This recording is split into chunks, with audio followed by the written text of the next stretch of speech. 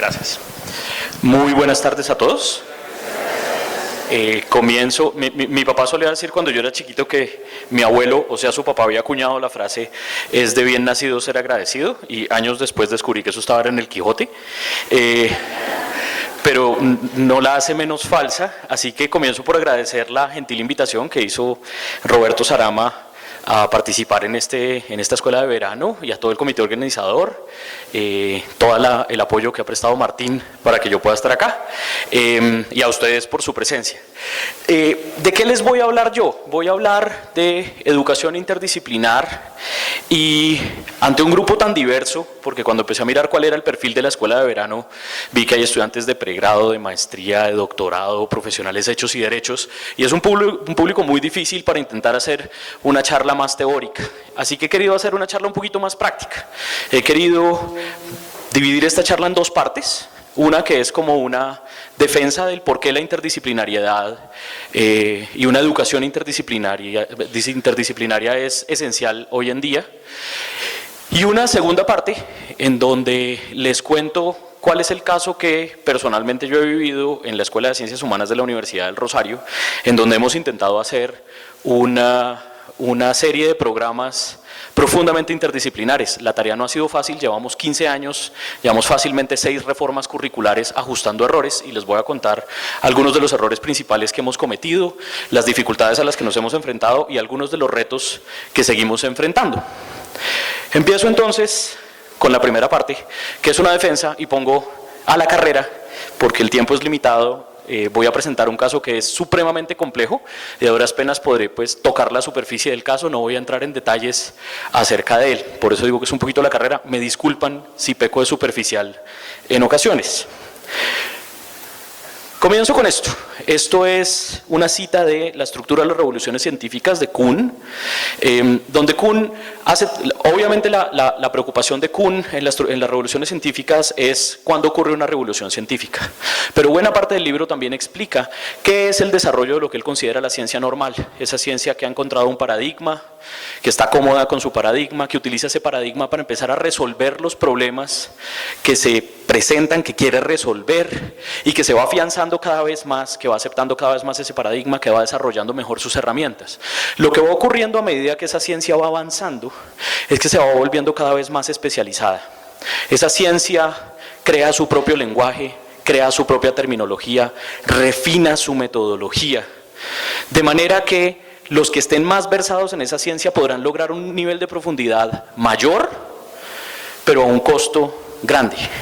Están hablando un lenguaje que ya otros no van a comprender, utilizando una metodología que no es tan fácil de asumir para otras personas por fuera de este nivel de especialidad. Es decir, se logra profundidad a costa de aislarse un poco, de aislar el lenguaje, de aislar la metodología, de aislar incluso el tipo de publicaciones. Ya son publicaciones increíblemente específicas que están dirigidas a un público muy ilustrado acerca del tema. Una comunidad de especialistas científicos hará todo lo que pueda para asegurar el desarrollo continuado de los datos reunidos, que ella puede tratar con precisión y de manera detallada. En el proceso, la comunidad sufrirá pérdidas. Con frecuencia deben eliminarse ciertos problemas antiguos. Además, frecuentemente, la revolución disminuye el alcance de los intereses profesionales de la comunidad, aumenta su grado de especialización y reduce sus comunicaciones con otros grupos, tanto de científicos como de profanos. Aunque es seguro que la ciencia aumenta en profundidad, no puede crecer en el mismo grado en anchura. Y si lo hace, esa amplitud se manifiesta principalmente en la proliferación de especialidades científicas y no en el alcance de alguna singular especialidad aislada. No estoy criticando de ninguna manera esto. Este es el desarrollo tradicional de lo que Kuhn llama la ciencia normal. Es natural que esto ocurra. Ahora, no necesariamente este ha de ser el único destino del desarrollo científico y del desarrollo del conocimiento. Entonces, con esto explicamos un poco por qué empieza a surgir este problema de la sobreespecialización. Quiero poner en este momento otro ejemplo. Yo, como vengo de filosofía, como vieron en la presentación, mis ejemplos van a ser sobre todo de filosofía, y esto es algo que ocurrió. Esto es una caption de la página web del periódico español El País, cuando en el 2015 se hace una reforma a la educación y lo que nosotros conocemos como bachillerato se ve afectado porque ellos solían ver en ese bachillerato 3 asignaturas de filosofía y la reforma elimina 2 de ellas. Ellos veían filosofía o teoría filosófica, veían valores éticos y veían historia de la filosofía. Las últimas 2 se eliminan del pensum y solo queda una. En ese momento se arma una grandísima polémica alrededor de toda España porque los filósofos dicen: están matando a la filosofía, y la están matando por varias razones. La primera de ellas, porque si no hay clases de filosofía en el bachillerato, entonces nadie se va a interesar por estudiar filosofía. Quien no está en contacto con la filosofía, no la conoce, no aprende a amarla y no le interesa estudiarla. Y en segundo lugar, porque al eliminar las clases de filosofía del bachillerato, se va la principal fuente de trabajo de los egresados de las carreras de filosofía, que usualmente se vuelven profesores de filosofía. Eso es bastante parecido a lo que está ocurriendo en este momento en Colombia. Sabrán ustedes que el ICFES hizo una reforma de las pruebas Saber 11 y desaparecieron las preguntas de filosofía y se cambiaron por preguntas de lo que ellos llaman ahora lectura crítica. Y los filósofos reaccionaron también vehementemente diciendo: están matando la filosofía. No va a haber interesados en estudiar filosofía y los que se van a graduar no van a tener a dónde ir a trabajar. Yo soy adicionalmente el vicepresidente de la Sociedad Colombiana de Filosofía, entonces conozco muy de cerca esta situación. Y cuando se presentó esta situación en asamblea, surgieron varias ideas, surgieron muchísimas quejas y se creó una comisión para que trabajara de mano con el ICFES, de manera que lo que ellos llaman lectura crítica, de todas maneras, sea dada por filósofos, no desaparezca del currículo la filosofía en los bachilleratos, etcétera, etcétera, etcétera. Sin embargo, la posición que yo puse en la asamblea es ligeramente distinta. Yo considero que es absolutamente un error. Y es un error no solo de la filosofía, sino un error de las humanidades en general, con esta tendencia o ante esta tendencia global, porque eso no es solo colombiana, de favorecer tanto financieramente como muchas otras maneras lo que se conocen las STEM, Science, Technology, Mathematics and Engineering, y digamos no favorecer tanto a las humanidades y las artes. Si ustedes miran el documento en el que Colciencias explica cómo va a distribuir su presupuesto a finales del año pasado, dice que el 70% va para áreas STEM y el 30% restante para lo que llaman las demás disciplinas. Y las demás disciplinas son un jurgo entre las que caben a las artes y todas las humanidades. Lo que hemos hecho los humanistas durante mucho tiempo ante este proceso de globalización que se va por un modelo de mayor medición, de resultados mucho más empíricos, mucho más medibles, ha sido replegarnos en nuestro feudo y decir: no se meta acá. Esta es el área exclusiva de las humanidades, no me la toque, toque todo lo demás, pero al menos esta parcela déjela quieta. Y yo creo que ahí está precisamente el error. La actitud de las humanidades debe ser muchísimo más agresiva. Debe ser, como yo creo, no hay ningún tipo de problema tecnológico, científico, médico, biológico, que no se beneficie de estar acompañado de un buen estudio de las humanidades. Ningún desarrollo tecnológico va a sufrir, de hecho va a ganar, si a su vez viene acompañado de un estudio del impacto social que tiene ese desarrollo tecnológico, de si ayuda a incrementar o a reducir los niveles de desigualdad, de si ayuda a mejorar o no la calidad de vida, etcétera, etcétera, etcétera. Entonces la actitud no debería ser replegarnos, sino que debería ser mostrar: nosotros somos importantes para lo que ustedes están haciendo, trabajemos en conjunto. Teniendo eso en mente, quería ponerles un ejemplo bastante interesante de un caso de estudio viejo como la historia misma, que tradicionalmente ha sido tratado independientemente. Es algo que han tratado la neurología por un lado, la física por el otro, la filosofía por otro, y cuando lo han tratado aisladamente, cada uno jura haber resuelto el problema. Y no se han dado cuenta de que probablemente van por la vía errada si hubieran escuchado cuál era la aproximación de los demás. Yo lo que voy a intentar hacer es una defensa de la necesidad de la interdisciplinariedad en este tipo de estudio. El caso que les voy a poner es el caso del libre albedrío. El problema del libre albedrío es un problema bastante sencillo de explicar. De solucionar es dificilísimo, pero de explicar es bastante sencillo. Uno, ¿por qué nos interesa el libre albedrío? Esencialmente nos interesa el libre albedrío por la responsabilidad moral. Queremos saber si somos o no somos libres porque queremos saber si somos o no somos moralmente responsables de lo que hacemos. Si no tenemos alternativas al actuar, pareciera entonces que nosotros no somos agentes, sino pacientes, que no estamos conduciendo el carro, sino que vamos en el asiento del pasajero y que las cosas no las estamos haciendo, sino que nos están pasando. Y nadie es responsable de lo que le pasa, solo de lo que hace. Entonces, por eso nos interesa el problema del libre albedrío, por la imputabilidad moral de las acciones. Y ese problema históricamente ha tenido muchísimas maneras de presentarse. El primero de ellos viene en la Grecia antigua y en la época medieval con el destino. Cuando se creía que había destino, piensen ustedes en Edipo, que está destinado a casarse con su madre y a matar a su padre, haga lo que haga. Entonces, si eso era lo único que podía ocurrir, ese Edipo moralmente responsable de lo que ha hecho, no tenía otra alternativa. Estaba cantado en las cartas, en el cielo, en las estrellas, que eso era lo que iba a hacer. Esa es una manera de presentar el problema. Tiempo después aparece el problema con la omnisciencia divina. Si Dios es omnisciente y todo lo sabe y tiene conocimiento del pasado, del presente y del futuro, Dios no puede estar equivocado. Luego Dios sabe qué es lo que yo voy a hacer mañana. Y si Dios sabe lo que yo voy a hacer mañana y Él no puede estar equivocado, entonces yo no puedo tener alternativas. Solo hay una cosa que yo puedo hacer. O si no, yo tendría el poder de hacer que Dios se equivocara, y eso sería un poder fantástico para un mortal como yo. ¿Sí? Esa es otra manera de presentar el problema. Imagínense, aquí ya tenemos desde filología, historia y filosofía antigua, aquí tenemos teología, pero la parte en la que yo me voy a enfocar es en esta. Cuando aparece la física mecánica de Newton, aparece esta noción de que las leyes del universo son universales, no aplican localmente, sino que gobiernan todo el universo y tienen un funcionamiento además necesario, son leyes inviolables. El problema de eso es que nosotros somos parte de este universo, nosotros estamos compuestos de la misma materia de la que está compuesta el resto del universo, luego deberíamos estar gobernados por exactamente las mismas leyes. Esas leyes, si funcionan, nos deberían dar este desenvolvimiento de los hechos, una línea continua. Cada punto de esa línea es un evento y solo, dado ese evento, solo puede seguir un único evento posterior.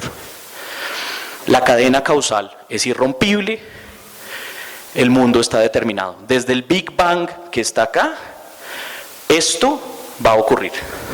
Puede que no haya ocurrido, pero está determinado causalmente a ocurrir. Puede que no, separemos este problema del problema de la predicción. Puede que las variables sean tantas que no podamos predecir qué es lo que va a pasar. Pero eso no significa que no esté determinado a pasar. ¿Sí? Pero si esa es la figura, entonces lo que nosotros llamamos libertad o libre albedrío, que es precisamente poder escoger entre un camino y otro, parece no existir. Y esa es precisamente la figura que hay aquí abajo. En cada uno de estos puntos es como si hubiera habido un rompimiento de la cadena causal y entonces se hacen efectivamente posibles cuando menos dos caminos. Y nos interesa saber entonces si nosotros podemos realmente escoger esta ruta cuando estas eran efectivamente posibles. Esto querría decir que el indeterminismo es verdadero. ¿Sí? La versión de la física. Entonces, lo primero que uno tiene que hacer, porque el primer error que ocurrió cuando intentaron tratar este problema, por ejemplo, algunos de los filósofos, fue no meterse con la definición de determinismo que daba la física. Y entonces había confusiones conceptuales grandísimas, confundían el determinismo con el fatalismo, confundían el determinismo con la universalidad de la causalidad, confundían el determinismo con un pocotón de otras teorías que no tienen nada que ver con el determinismo. Esto sería la descripción más, digamos, hay muchísimas descripciones, pero la más sencilla que uno podría encontrar. Si para cada instante del tiempo hay una proposición que expresa el estado del universo en ese momento, piensen que en este momento yo voy a hacer una sola frase enormemente larga que describa cuál es el estado del universo en este momento, hasta el más ínfimo detalle, incluyendo el movimiento angular de todas las cosas que se están moviendo, la fuerza y la velocidad con la que se están moviendo. ¿Sí? Si yo puedo dar una descripción en una frase larguísima del universo y si P y Q son cualesquiera proposiciones, dos proposiciones que describen momentos distintos del universo, entonces la conjunción de la primera de ellas con las leyes de la naturaleza, es decir, la primera descripción del universo más todas las leyes de la naturaleza, me tiene que implicar, esto es una implicación lógica, es absolutamente necesaria, la segunda frase. Es decir, la primera descripción más las leyes del universo me tiene que dar la segunda descripción. Palabras más, palabras menos, a un punto de la recta le sigue necesariamente otro punto. Y ningún otro. ¿Sí? Todos, cuando apareció esa descripción del determinismo, aparecieron las leyes newtonianas, sintieron que estábamos perdidos, que no éramos personas libres, no había manera de defender la libertad. La manera como se defendía la libertad en ese momento era apelando a otro tipo de teorías. Descartes apeló desde mucho antes al dualismo. Entonces hay cuerpo y hay mente, pero la mente no es física, no hace parte del reino físico, no es extensa, no ocupa un lugar. Y poder explicar cómo es la interacción de lo que es físico con lo que no es físico fue un problema que jamás pudo resolver. Los que querían intentar encontrar una explicación sin salir del reino de la física, vieron una luz cuando aparece la mecánica cuántica. Porque cuando aparece la mecánica cuántica, que aparece con el experimento de la doble ranura, aparece la posibilidad de que las cadenas causales del universo estén rotas, de que haya verdaderamente alternativas, de que el universo no se desenvuelva en esa línea recta, sino que pueda hacer ese árbol, como diría Borges, ese camino de los senderos que se bifurcan, donde nosotros tendríamos opciones de actuar y por lo tanto la posibilidad de ser responsables por ellas. Y aparece el primer problema. Cuando aparece la mecánica cuántica, entonces salta un pocotón de gente a decir, somos libres. Sin mirar, sin entender nada de mecánica cuántica, somos libres. Brand Blanchard, esto es una cita re vieja, esto es una cita como el 40 y tantas. Brand Blanchard se pone a leer algunos de los textos de la gente que estaba defendiendo la libertad en ese momento y dice, yo creo que ustedes no están entendiendo esta cosa. Resulta que los efectos cuánticos se producen solo en niveles subatómicos de las partículas. Pero cuando uno llega a niveles superiores, atómicos y moleculares, esos efectos cuánticos desaparecen o se anulan. Y el comportamiento de la materia es newtoniano en niveles superiores. La gran pregunta es, si ustedes quieren que uno tenga poder, alternativas de decisión, eso quiere decir que en su cerebro debería haber algún tipo de efecto cuántico. ¿Cómo funciona su cerebro? ¿A nivel subatómico de partículas o a nivel molecular y hasta celular? Y la respuesta era pues celular, molecular. Entonces a ese nivel no hay efectos cuánticos. Entonces todos los que estaban gritando, ay no, apareció la libertad, nos salvamos, no habían entendido bien qué era lo que estaba pasando. Hay un montón de descubrimientos posteriores que terminan mostrando que el problema de escala era un falso problema y que a niveles moleculares, incluso celulares, hay efectos cuánticos. John Eccles, premio Nobel, dice por ejemplo que los dendrones tienen un comportamiento cuántico porque disparan en las mismas circunstancias una de cada 4 veces y que eso es esencialmente aleatorio, es decir, no está determinado a ocurrir. Entonces pareciera que de alguna manera el problema de escala se supera, pero aparece lo que yo llamo un interludio filosófico. Entonces otra vez estamos todos celebrando que se solucionó el problema de la libertad, cuando algún filósofo dice, esto es mucho tiempo, esto lo había dicho desde hace tiempo Hume, pero Hume no conocía la mecánica cuántica, pero aplica. Qué pena, pero es que el opuesto de determinismo no es libertad. Es decir, mostrar que el determinismo es falso no implica mostrar que somos libres. Mostrar que el determinismo es falso solo implica mostrar que el indeterminismo es verdadero. Y resulta que el indeterminismo es aleatorio. Para tener libertad tenemos que tener control. No se trata solo de tener alternativas, sino de tener control sobre cuál alternativa se hace efectiva. Y la aleatoriedad de la mecánica cuántica no nos da control. Nadie está en control de lo que es azaroso. Entonces, aún si el determinismo es falso, el indeterminismo es verdadero, no tenemos libertad y por lo tanto no somos moralmente responsables. Es cuando mete la mano la psicología empírica.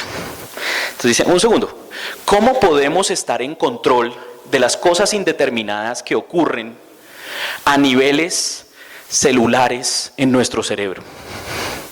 No podemos estar en control si asumimos esta manera de causalidad que ellos llaman bottom-up o de abajo hacia arriba. Si el comportamiento de las partículas más básicas es el que determina el comportamiento del conjunto, entonces no hay manera de que salgamos del problema de la suerte. Pero si hay alguna manera de mostrar que el comportamiento del conjunto es el que determina el comportamiento de las partes integrantes, tal vez exista la posibilidad de que estemos en control consciente de lo que ocurre a nivel de nuestras neuronas. Eso es algo que otro premio Nobel, Roger Sperry, intenta mostrar con un ejemplo muy sencillo. Dice, ninguna molécula de agua es húmeda. Individualmente, ninguna lo es. Y sin embargo, cuando se juntan muchas de esas moléculas, aparece esto, y esto es húmedo. Y no he tenido que acudir a fantasmas, ni a mentes no físicas, ni a nada de lo que recurrían Descartes y otros. Solo estoy mostrando que no todo lo que ocurre en la naturaleza es explicable al nivel más básico de la misma. Hay algo así como propiedades emergentes que cuando lo básico se une, aparecen y son propiedades físicas. Pero estas propiedades físicas, el hecho de que el agua sea húmeda, determina cómo se desplaza cada una de esas moléculas en una superficie inclinada. Determina cómo se ve afectado por el calor. Determina muchísimas otras cosas. Y lo mismo ocurre con la rueda. Ninguna de las moléculas que compone la rueda es redonda. Pero todas en conjunto forman la rueda. Y si yo pongo a rodar la rueda colina abajo, es la circularidad de la rueda la que determina la posición de cada una de las moléculas que la compone en cierto instante durante su descenso en la colina. Entonces pareciera, dice Sperry y lo dicen otros como John Searle, puede que la conciencia que nosotros tenemos sea una propiedad emergente del cerebro. Ninguna neurona es consciente. Pero cuando se juntan suficientes neuronas aparece una propiedad emergente como la humedad del agua, como la redondez de la rueda, que ayuda a determinar cuál es el comportamiento de las básicas. Eso es complicadísimo de mostrar y tiene todas las oposiciones que ustedes quieran, pero es una esperancita para los que querían defender la libertad. Y aparece, supongamos que eso es posible, y supongamos entonces que nosotros con nuestra conciencia en teoría podemos controlar nuestros disparos neuronales. Y vuelve nuevamente la psicología empírica a atacar con el famoso experimento de Benjamin Libet del 61, que se replicó en el 79, y desde entonces vienen haciéndolo miles y miles de veces. Para quien no lo conozca, el experimento es muy sencillo. Este sujeto tiene unos electrodos en su mano. Esos electrodos están mirando la activación de los músculos que mueven el dedo índice. El sujeto a la vez está mirando esta pantalla de televisor donde esto es un punto rojo que va girando como si fuera un reloj, solo que gira 4 veces más rápido que un reloj normal. ¿Sí? Y tiene electrodos en su cabeza que están midiendo las activaciones de su corteza motora. La idea es muy sencilla. Al individuo se le dice, usted solo tiene que decidir mover su dedo o no moverlo. Pero por favor, cuando decida mover el dedo, esté mirando el reloj y mire dónde está el punto rojo. Cuando usted se le forme la intención de mover el dedo, mire dónde está el punto rojo y repórtelo. Entonces el sujeto formaba la intención de mover el dedo, miraba dónde está el punto rojo, movía el dedo y al mismo tiempo los electrodos que tenía en la cabeza iban registrando toda su actividad de la corteza motora. El resultado es este. Dice Libet, los actos libres y voluntarios son precedidos por un cambio eléctrico específico en el cerebro, que él llama el potencial de preparación, que comienza 550 milisegundos antes del acto. Los sujetos humanos son conscientes de la intención de actuar entre 350 y 400 milisegundos después de que comienza el potencial de preparación, pero 200 milisegundos antes del acto motor. Entonces los procesos volitivos son iniciados inconscientemente.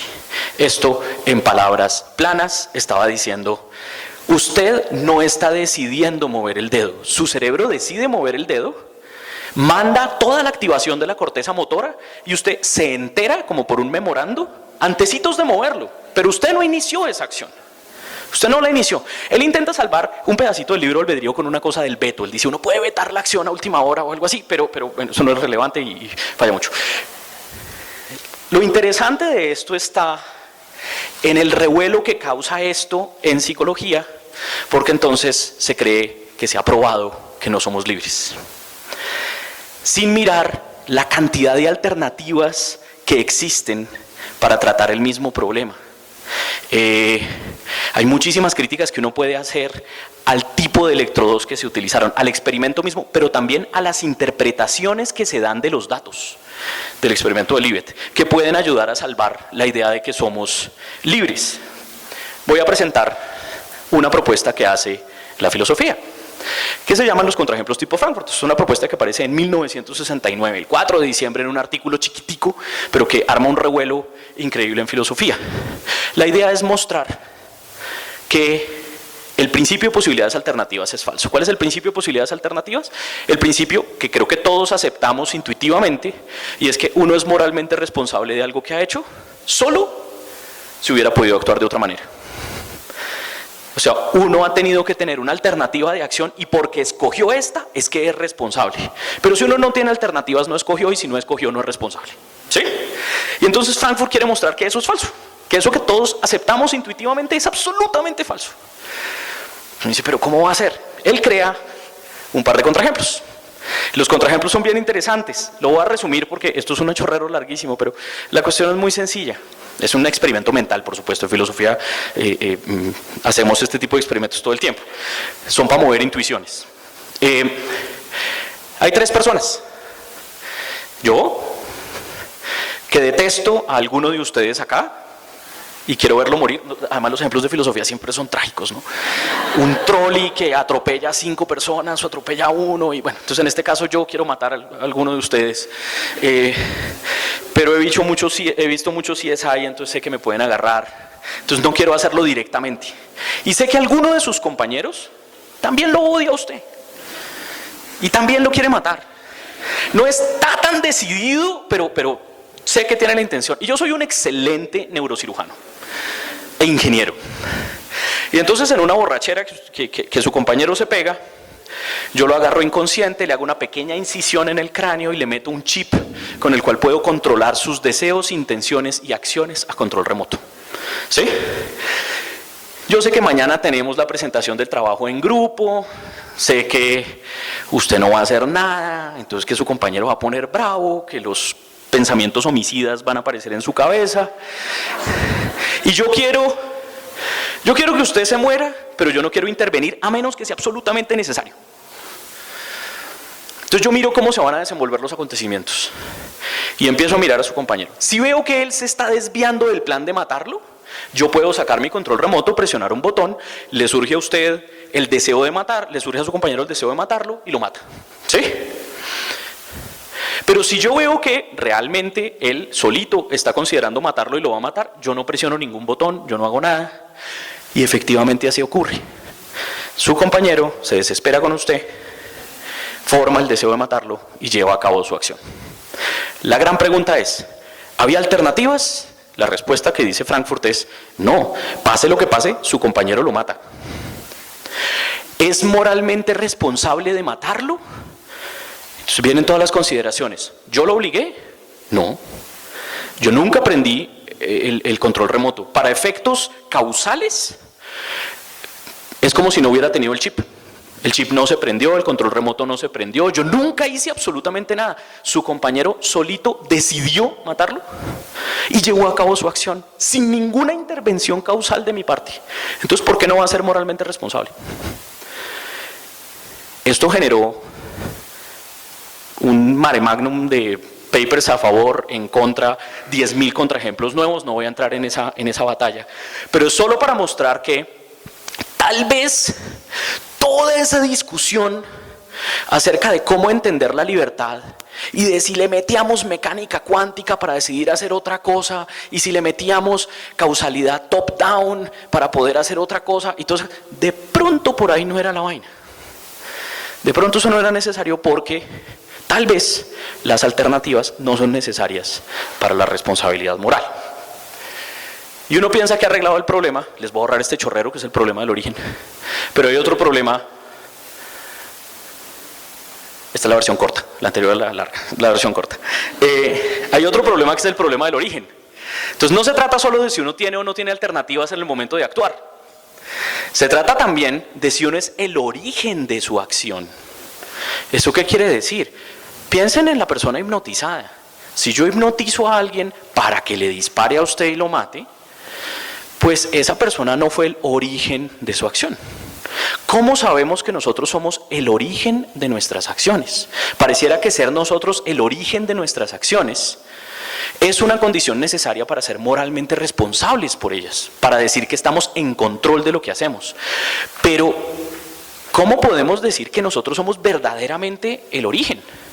Que no es ni la televisión, ni la educación, ni la sociedad en la que me vi involucrado con las 10.000 influencias que tienen en mí en cada microsegundo en que tengo abiertos los ojos y estoy siendo bombardeado por información, que todo eso no me está afectando y formando mi carácter, mis creencias, mis preceptos y en general mis deliberaciones y mis decisiones. Y el punto es este: pareciera entonces que yo ser la causa de mi acción significa en algún momento que yo tengo que ser causa de sí mismo, como si yo en algún momento rompiera con el universo y yo me causara o causara algo enteramente mío que no tiene cadenas anteriores. Y la causa de sí mismo es complicadísima, particularmente porque usualmente el efecto es posterior a la causa. Y yo en este caso tendría que ser un efecto que ya existe para luego causarme a mí mismo como efecto. Y eso ya tiene serios problemas. No estoy arreglando ningún problema ni les prometo arreglarlo. Se van a ir con la duda, como nos hemos ido los filósofos desde Aristóteles en adelante. Es el mismo problema pero expresado por Nietzsche, más poético y más bonito. Pero hay otra arista del problema. Estas son las imágenes de Chao Shun-hui en la masacre de Virginia Tech que ocurrió el 16 de abril de 2007. Chao Shun-hui comienza por asesinar a su compañero de habitación y luego se dirige a un salón bastante parecido a este, no estoy asustando a nadie, pero era un... y le dispara a 31 de sus compañeros matándolos y luego cuando aparece la policía se quita la vida.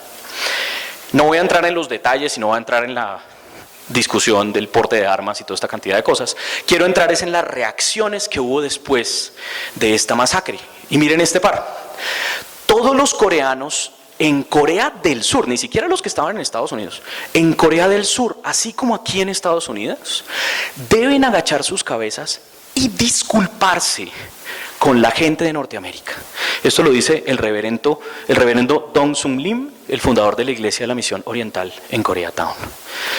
Otra, los coreanos americanos no solo deben sentirse, miren lo fuerte de las palabras, avergonzados, sino que han de arrepentirse también. Y se ha de iniciar un ayuno de 32 días, uno por cada víctima del incidente. Esto lo dice Lee Teslik, embajador de Corea del Sur en Estados Unidos. ¿Cómo pueden estar diciendo ellos que debe haber arrepentimiento y vergüenza por algo con lo que no tuvieron ninguna injerencia causal? No estaban en control, no fueron sus acciones y sin embargo están asumiendo toda una carga moral. ¿Por qué? Esta mirada polifacética es una mirada que es más justa con la versatilidad del problema, con las distintas caras que tiene el problema. Nos ayuda a entenderlo mejor, nos ayuda a no creer que lo hemos solucionado cuando seguramente hay muchas cosas que quedan sin solucionar. Esa es mi breve y a la carrera defensa del porqué de la interdisciplinariedad. Esta segunda parte es más rápida, yo sé que están cansados. Entonces, a lo práctico, experiencias y retos. ¿Cuál fue la primera manera en la que nosotros dijimos, bueno, ¿cómo podemos proveer una educación interdisciplinar? Pues dijimos, hagamos un ciclo básico para los 6 programas. Que los estudiantes estén en los primeros semestres de su carrera todos mezclados, viendo asignaturas que no sean particularmente disciplinares, y eso nos va a ayudar a crear unos lazos de conocimiento, que cuando ellos vayan a sus carreras en el ciclo profesional, que sería esta parte de aquí arriba, ya va a tener un bagaje mucho más amplio que le va a permitir moverse entre disciplinas, teorías, etc. Primer intento, dijimos, hagamos ese ciclo básico con asignaturas libres. Ofrezcamos un pocotón de asignaturas, literatura, teatro, poesía de la posguerra, música, etcétera, etcétera, etcétera, y que el estudiante escoja lo que quiera. Y entonces va a tener así como un bagaje súper amplio de asignaturas, un conocimiento general mucho más amplio.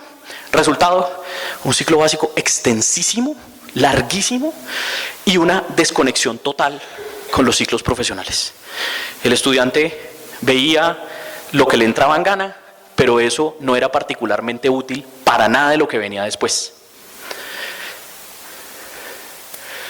Aprendimos nuestra primera lección. No puede ser un ciclo básico de puras asignaturas de temáticas individuales. Debe ser el tratamiento de problemas que trascienda las fronteras disciplinares. Es decir, lo ideal entonces no es que sea un ciclo básico donde uno vea materias súper específicas de alguna temática, sino más bien donde esas materias se enfrenten a problemas. El problema de la relación de la individualidad con la socialidad, que es un problema que se puede abarcar desde distintas temáticas simultáneamente, desde distintas perspectivas, y que cada clase tuviera un problema específico en el cual uno puede llamar a varias disciplinas a intervenir.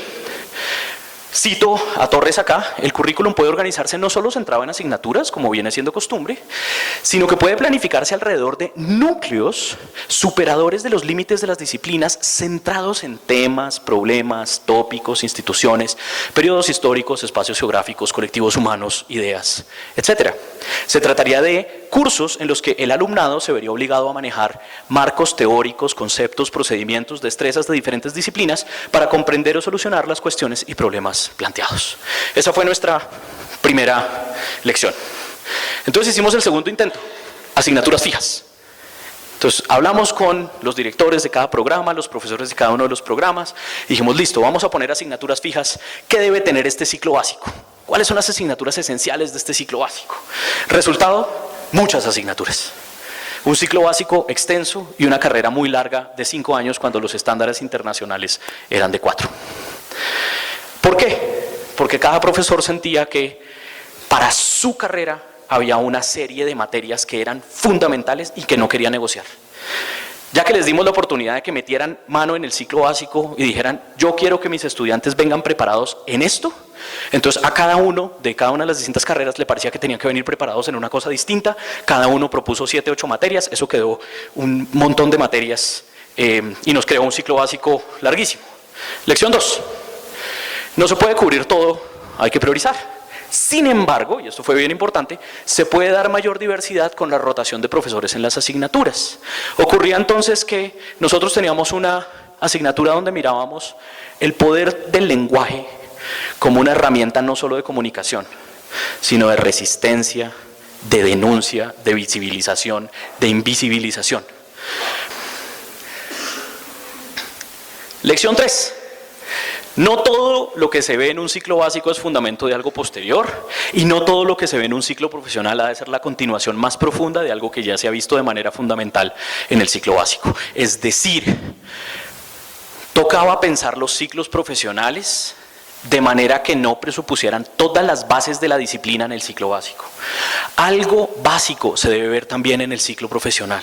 No podemos botarle toda esa responsabilidad al ciclo básico. Y así podemos prescindir de algunas otras asignaturas y hacer más fácil la vida del estudiante en la universidad.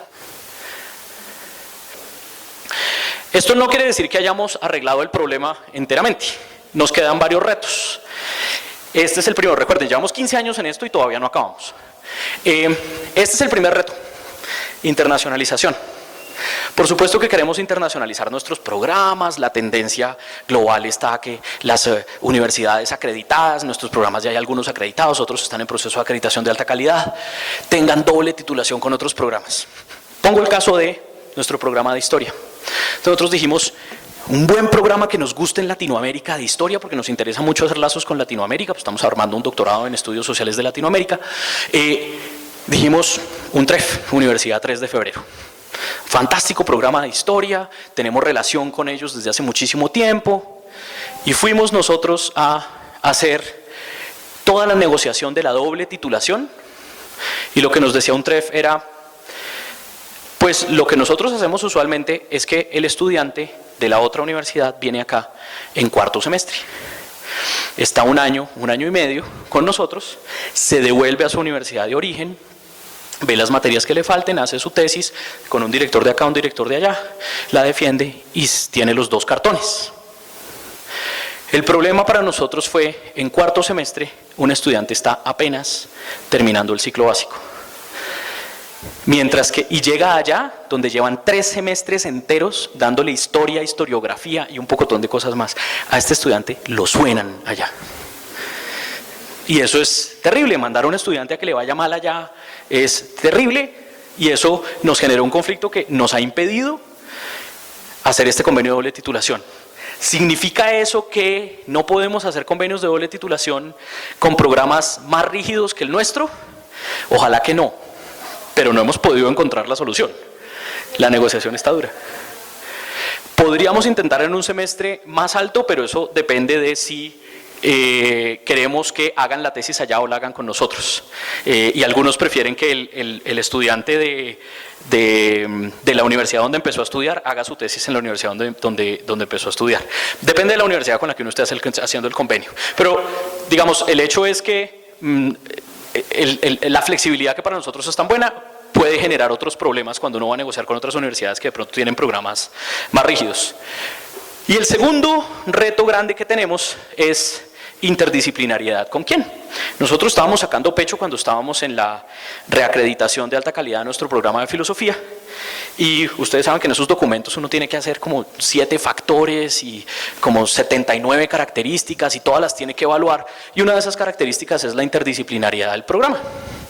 Y nosotros pues dijimos ciclo básico, Escuela de Ciencias Humanas, dobles programas, con todo lo que les acabo de mostrar, nos pusimos una nota altísima, como 4.8 sobre 5 en interdisciplinariedad, se cumple en alto grado, etcétera, etcétera, etcétera. Llegó la visita de pares y nos dicen a nosotros, no entendemos por qué ustedes se pusieron una nota tan alta en interdisciplinariedad. Una versión mucho más resumida de todo esto, pero mire que el ciclo básico, que yo no sé qué, que las materias de malla curricular, que... Dice, sí, dentro de la Escuela de Ciencias Humanas y administración y medicina y psicología, o sea, esta universidad tiene un pocotón de pregrados y ustedes están haciendo interdisciplinaridad entre ustedes 6, ¿dónde está el resto? Sí, nosotros tenemos estudiantes de ciencia política, uno que otro de jurisprudencia, pero no mucho más lejos de eso y tenían absolutamente toda la razón. El reto ahí es, ¿cómo logramos esta interdisciplinariedad con otras facultades que ya se alejan bastantes, con la que compartir este ciclo básico ya no es una opción? ¿Cómo lo hemos intentado? A través de grupos de investigación y semilleros. Tenemos un grupo de investigación con la Escuela de Medicina y Ciencias de la Salud, donde se estudian los problemas de la salud desde una perspectiva no solo médica, sino histórica y sociológica también, y eso ha ayudado a semilleros, pero no es la solución definitiva, ni ha afectado todos los programas, ha afectado solo 3 programas y tenemos todavía esa tarea pendiente. Les quise mostrar entonces un poquito cuál ha sido este trasegar que hemos hecho, las lecciones que hemos aprendido, los problemas a los que nos hemos enfrentado y los que todavía falta por solucionar. Si algún día alguien quiere contactarme, presentarme alguna sugerencia, solución o pregunta, ahí están mis datos y les agradezco mucho.